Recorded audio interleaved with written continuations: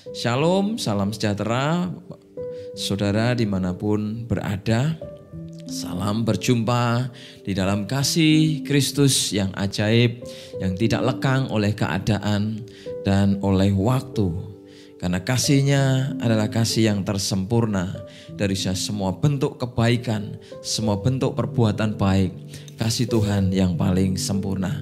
Kiranya meliputi dan memenuhi kehidupan kita semua sebagai anak-anaknya dan kekasih-kekasihnya. Saudaraku yang dikasihi Tuhan, mari kita semakin memahami makna menjadi terang bagi kehidupan ini.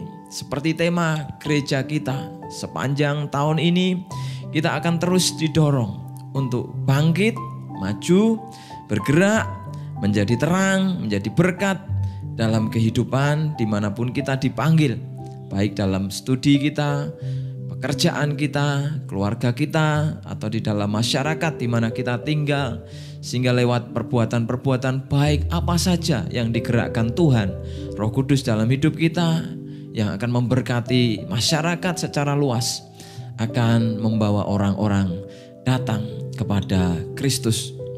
Terus kita bergerak, terus kita semangat untuk menghidupi firman ini, sehingga hidup kita boleh mengalami next level, mengalami kemuliaan yang lebih tinggi, level yang lebih tinggi, dan dipakai Tuhan makin luar biasa dan untuk kemuliaan nama Tuhan.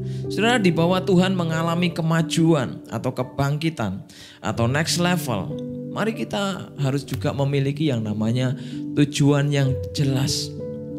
Mari kita memahami makna terang yang dimaksudkan Alkitab atau sabda Tuhan atau firman Allah yang berkata bangkit dan jadilah terang. Sehingga kita dibawa untuk mengalami kebangkitan dengan tujuan yang jelas. Mengalami kemajuan atau next level dengan tujuan yang jelas. Bahkan diberkati atau ditolong mengalami mujizat Tuhan. Dan dengan jelas menangkap tujuan Tuhan dengan jelas dalam hidup kita. Sehingga kita tidak melangkah di dalam keraguan-raguan, melangkah di dalam ketawaran hati atau asal sekedar ngikut aja. Sehingga kita bisa memperoleh manfaat atau benar-benar diuntungkan sebagai pengikut Kristus dan bukan selalu merasa rugi selama mengikut Tuhan waktu keadaan kurang, keadaan sakit, keadaan dalam ancaman dan lain sebagainya. Seperti yang disampaikan Bapak Gembala beberapa waktu yang lalu, saya tangkap satu message yang baik. Kalau kita mau melangkah, saudara, melangkahlah di dalam iman. Kalau kita melakukan segala sesuatu perbuatan yang baik yang memuliakan Tuhan, lakukan dengan iman atau artinya dengan keyakinan. Jangan ragu-ragu. Jangan ragu-ragu. Lakukan untuk kemuliaan Tuhan dengan sepenuh hati kita. Jangan ragu melangkah di dalam iman. Saudara, saya menggumuli perkataan itu. Oleh karena itu saudara, mari kita mengerti bagaimana kita dipakai Tuhan menjadi terang. Dengan cara kita memahami bahwa terang di dalam Tuhan yang menerangi hidup kita, itu mendatangkan keuntungan, berkat bagi kehidupan kita. Sehingga kita tidak ragu-ragu melangkah untuk berbuat baik bagi kemuliaan nama Tuhan. Saudara, mari kita melihat dalam 2 Korintus pasal yang keempat, ayat yang ke-6. Saya mendorong saudara untuk membaca satu perikop, bahkan satu pasal, sehingga saudara lebih mendalami makna dan akan mengalami kekuatan dari firman yang luar biasa ini. 2 Korintus 4 ayat yang ke-6 dalam Lembaga Alkitab Indonesia Terjemahan Baru. Judul perikopnya diberi judul Harta Rohani dalam Bejana Tanah Liat. Di ayat yang ke-6 firman Tuhan berkata, sebab Allah yang telah berfirman, dari dalam gelap akan terbit terang. Saudara, itu sebuah kalimat perintah karena ada tanda seru di situ. Ia juga yang membuat terangnya bercahaya di dalam hati kita supaya kita beroleh terang dari pengetahuan tentang kemuliaan Allah yang nampak pada wajah Kristus. Sebab ya, di ayat 6 dikatakan, sebab Allah telah berfirman, dari dalam gelap akan terbit terang. Sebuah perintah Tuhan ya untuk menjadikan segala keadaan yang chaos, yang gelap menjadi terang. Ya, sebelum dimulai Tuhan menciptakan benda-benda materi di semesta ini. Saudara, mari kita memahami bagaimana Rasul Paulus yang dipenuhi dengan kasih Allah, rindu agar jemaat yang dia layani, yang dia gembalakan di waktu itu, tapi juga kita semua hari ini umat Tuhan bertumbuh di dalam iman dengan kuat dan menjadi anak-anak Tuhan yang tangguh dan dewasa di dalam iman. Karena itu ia menulis surat ini agar jemaat Tuhan, khususnya di Korintus, penuh dengan iman dan keyakinan untuk menghidupi kehidupan mereka dengan benar. Menghidupi kekristenan kita agar diri kita tidak pernah merasa rugi, telah diselamatkan dan hidup dalam rencana Allah dan merasa mengalami keuntungan karena hidup kita dipenuhi dengan damai sejahtera dan sukacita Allah. Saudara, di ayat yang ke-6 dikatakan bahwa dari dalam gelap akan terbit terang. Kalimat ini merujuk kepada Kejadian pasal 1, saudara, di ayat 1 sampai yang ketiga. Di mana satu peristiwa Tuhan menciptakan, di hari pertama Tuhan menciptakan terang. Saya bacakan firman Tuhan dalam Kejadian 1 ayat 1 sampai yang ketiga. Pada mulanya Allah menciptakan langit dan bumi. Bumi belum berbentuk dan kosong. Gelap gulita menutupi samudra raya. Dan roh Allah melayang-layang di atas permukaan air. Berfirmanlah Allah, jadilah terang, lalu terang itu jadi. Saudara, pada hari pertama, saudara, Tuhan menciptakan terang. Ya, Tuhan tidak pernah menciptakan kegelapan, karena kegelapan itu ada dengan sendirinya. Kalau kita memahami firman Tuhan, ya saudara, di dalam doktrin atau pengajaran firman, ya dalam teologi, saudara, Tuhan tidak pernah merancangkan kegelapan atau chaos atau kekacauan atau kejahatan. Tetapi kegelapan terjadi karena sebuah pemberontakan individu atau kelompok kepada Tuhan, atau pemberontakan individu atau kelompok kepada otoritas yang lebih tinggi dari dirinya. Saudara, pemberontakan Lucifer dan kawan-kawan yang telah menyeret sepertiga malaikat yang ingin merebut tahta kemuliaan Allah, dan mereka, saudara, dibuang. Dan keadaan itulah yang memicu menjadi keadaan kegelapan sebelum bumi, saudara, mengalami penciptaan di hari pertama sampai dengan hari yang ke-6 yang dilakukan oleh Tuhan. Saudara, pemberontakan atau dosa akan membuat keadaan menjadi gelap, keadaan menjadi chaos dan jahat. Perhatikan kembali ke dalam kata terang, saudara. Tuhan menciptakan terang di hari yang pertama, berbeda dengan terang yang diciptakan atau benda-benda penerang yang diciptakan Tuhan pada hari yang keempat. Dalam Kejadian 1 ayat 14 sampai yang ke-19. Terang di hari keempat merupakan benda penerang atau alat penerangan. Tetapi terang di hari pertama bukan alat atau benda penerang dalam keadaan jasmani atau lahiriah, tetapi lebih menuju kepada sebuah keadaan, sebuah kondisi atau suasana yang terjadi. Sebelum Tuhan menciptakan segala sesuatu, Tuhan ingin memastikan bahwa suasana keadaannya adalah terang. Karena sebelum keadaan terang diciptakan, chaos sudah terjadi, kegelapan sudah terjadi.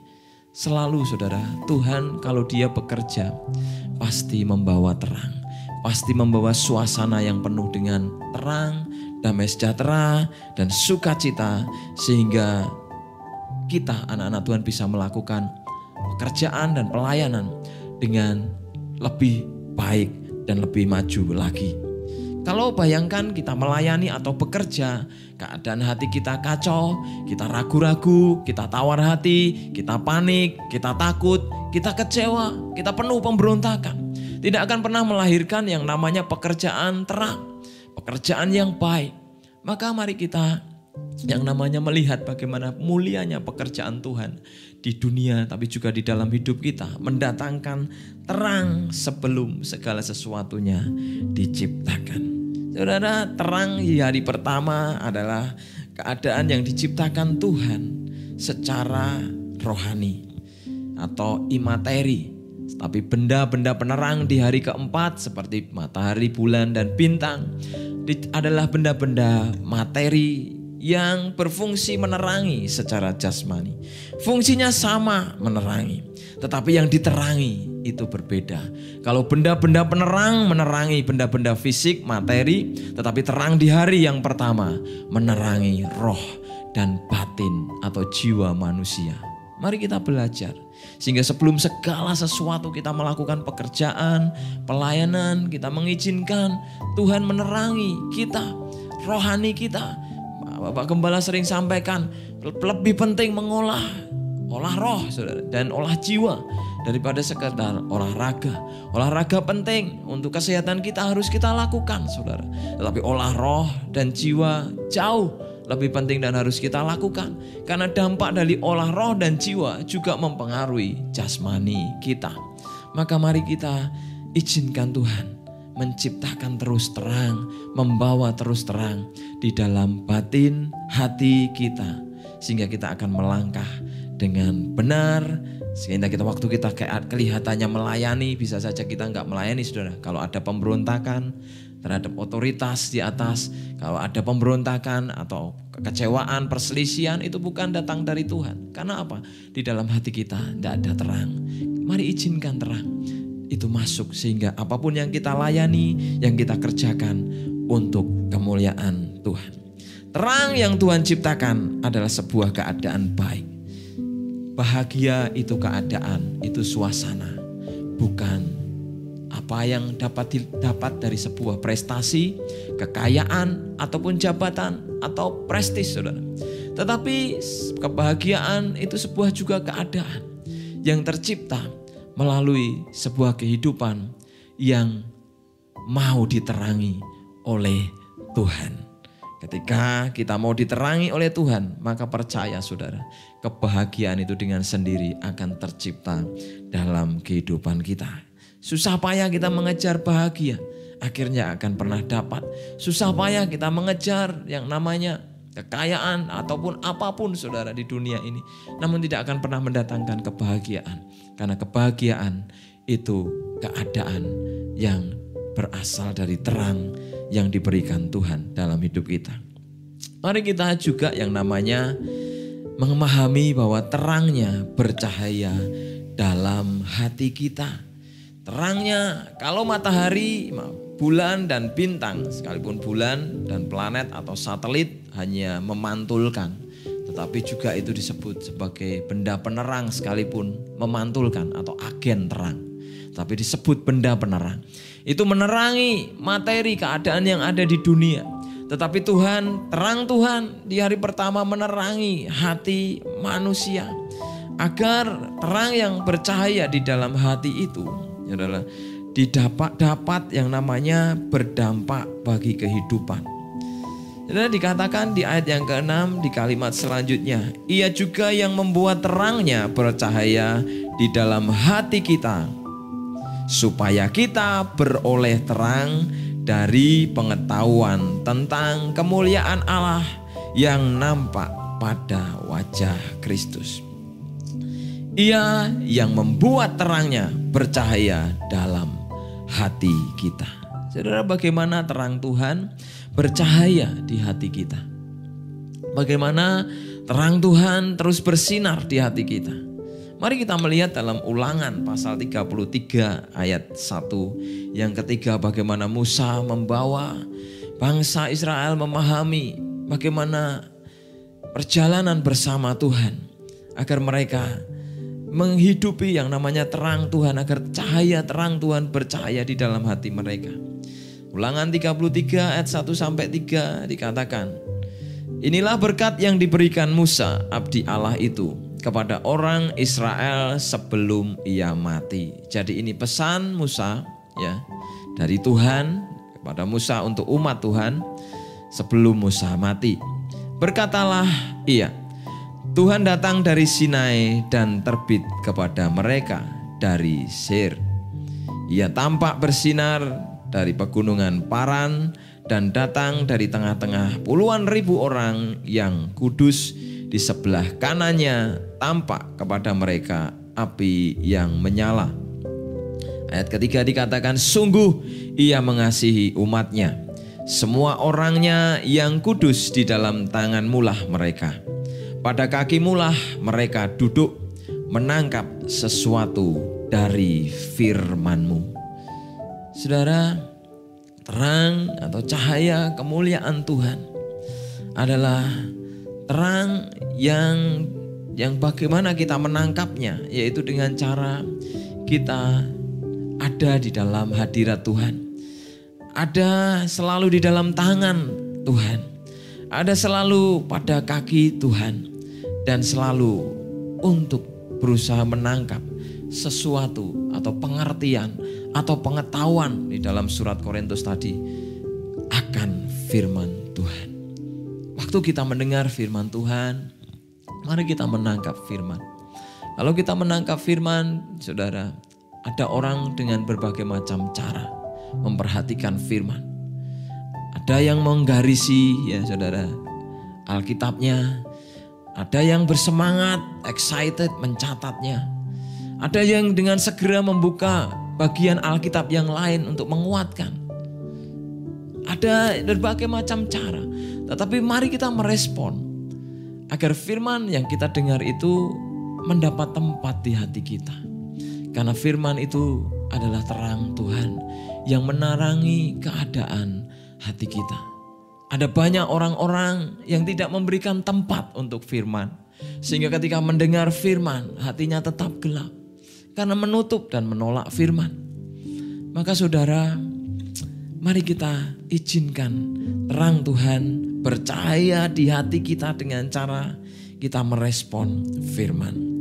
Merespon dengan pikiran kita, dengan hati kita, sehingga menjadikan firman itu pengetahuan yang saudara, yang kita, sesuatu yang kita tangkap, sesuatu yang baru, sesuatu yang berbeda. Sering dikatakan firman Tuhan itu sepatah kata dari firman itu dapat mengubah kehidupan kita. Kalau kita ragu dengan pernyataan itu bahwa sepatah kata, satu kata firman Tuhan bisa mengubah hidup kita, maka kita tidak akan pernah mengalaminya. Karena tadi di awal saya katakan, orang-orang yang ragu terhadap terang Tuhan akan mengalami kerugian. Maka mari kita belajar dari firman Tuhan sehingga kita dapat menangkap sesuatu dari firman itu, sehingga kita bisa menanamkan firman di hati kita dan kita bisa menjadi pelaku firman dengan benar. Karena ketika kita menangkap firman Tuhan dengan salah, keadaan hati kita bisa gelap. Tetapi izinkan Tuhan untuk menerangi hati kita, sehingga terang itu akan membawa firman yang juga adalah terang menyatu, dan terangnya akan semakin bersinar terang di dalam kehidupan kita. Bangsa Israel memerlukan keadaan hati mereka terang, karena keadaan hati mereka selalu gusar, selalu mudah putus asa, selalu pingin menyerah, selalu memberontak ketika dihadapkan kepada situasi. Melewati padang gurun, kekurangan air, mereka bersungut-sungut memberontak. Kekurangan makanan, kekurangan daging, mereka ingin kembali ke masa lalu.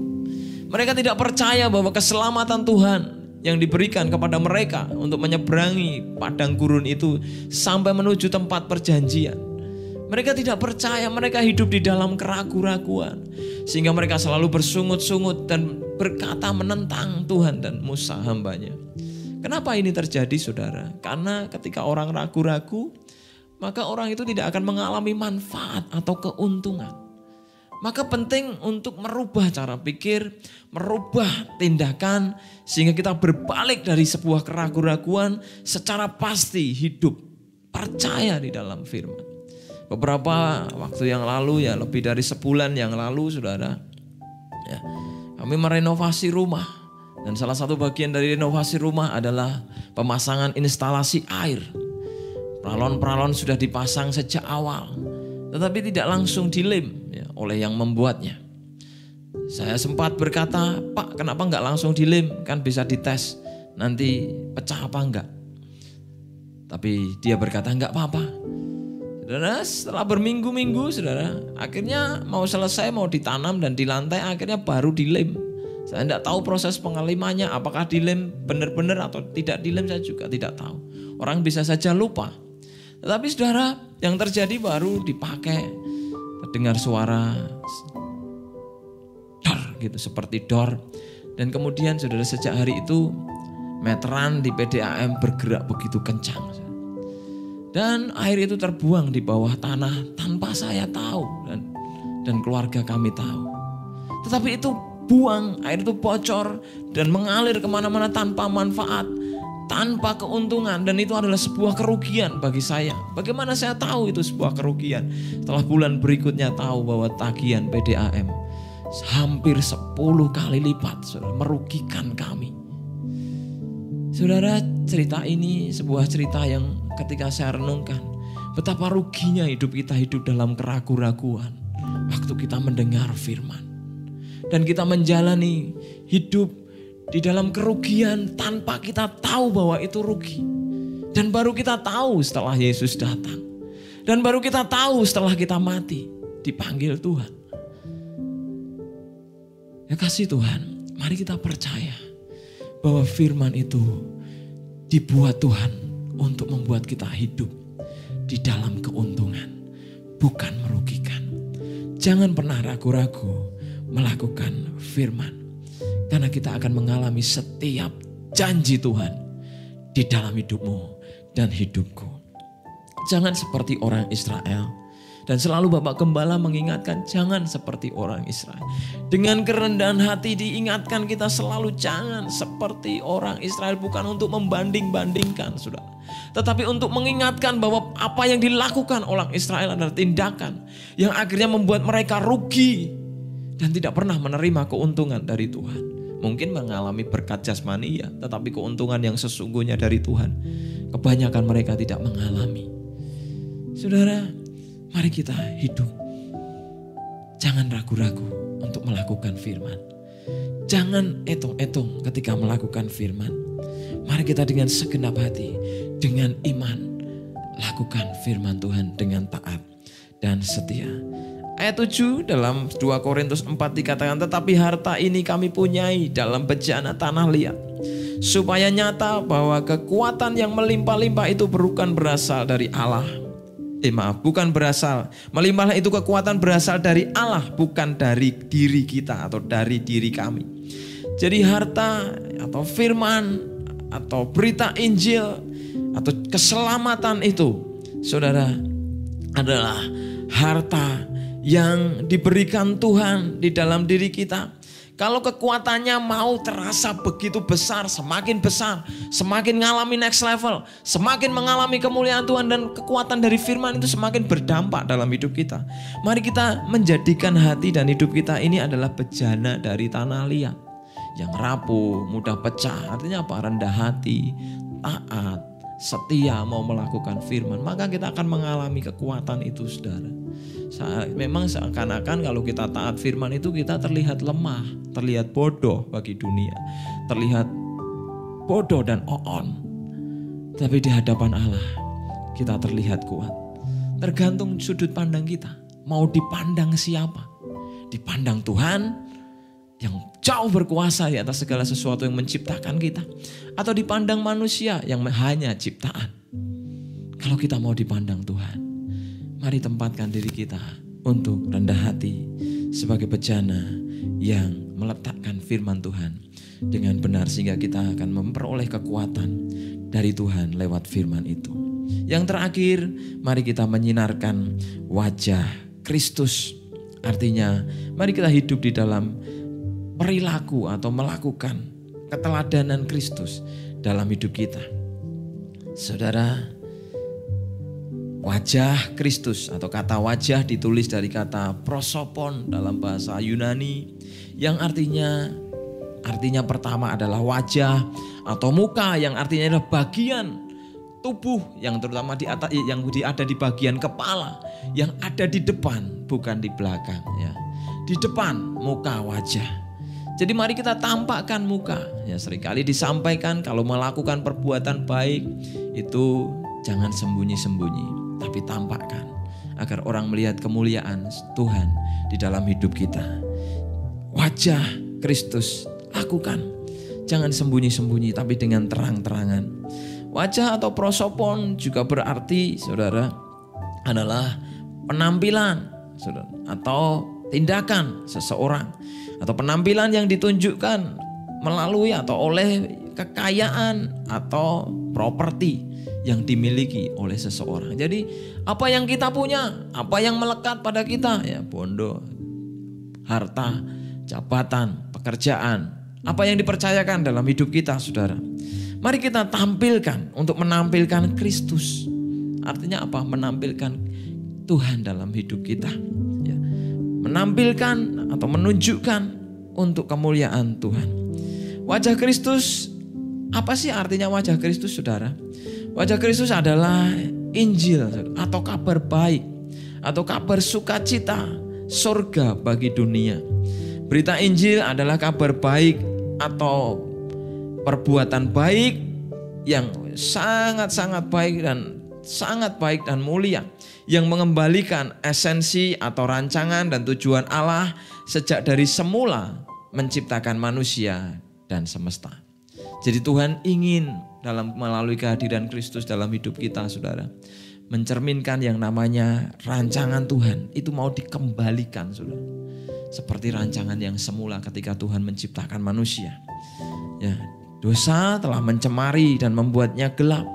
Tetapi berita Injil telah meneranginya dan membuat orang diselamatkan dari kegelapan itu. Maka mari kita belajar menampakkan Kristus. Menampakkan berita sukacita, kabar baik atau perbuatan baik, yaitu berita tentang keselamatan hanya di dalam Kristus. Lewat apa saja saudara? Lewat penginjilan, lewat kehidupan kita, pekerjaan kita, lewat tindakan, perilaku, kata-kata kita, lewat apa saja. Mari kita tampilkan wajah Tuhan dalam kehidupan sehari-hari kita. Wajah Kristus juga adalah yang disebut kasih Allah. 1 Yohanes 4 ayat 8 sampai 9 dikatakan, barang siapa tidak mengasihi, ia tidak mengenal Allah. Sebab Allah adalah kasih. Dalam hal inilah kasih Allah dinyatakan di tengah-tengah kita, yaitu bahwa Allah telah mengutus anaknya yang tunggal ke dalam dunia supaya kita hidup olehnya. Allah adalah kasih. Saudara, wajah Kristus, wajah Allah adalah wajah yang penuh dengan kasih. Artinya wajah yang menerima keadaan apapun. Tetapi keadaan itu dirubah dengan dampak lewat kita diubah oleh Tuhan. Kalau kita diubah Tuhan, tujuannya untuk kita merubah, menerima keadaan dulu. Jangan menolak. Kalau kita mau melayani, dipakai Tuhan luar biasa saudara. Jangan tolak kalau kita dikecewakan. Kalau kita disakiti, seperti Rasul Paulus saudara. Dikatakan bagaimana dia dianiaya, dibunuh, hampir putus asa, habis akal, dihempas, tidak diterima, ditolak, bahkan penyiksaan, penganiayaan. Namun dia tidak menyerah untuk menerima orang-orang yang belum mengenal Tuhan, agar mereka mau mendengar berita keselamatan. Mari kita menerima siapapun di dalam rumah tangga kita.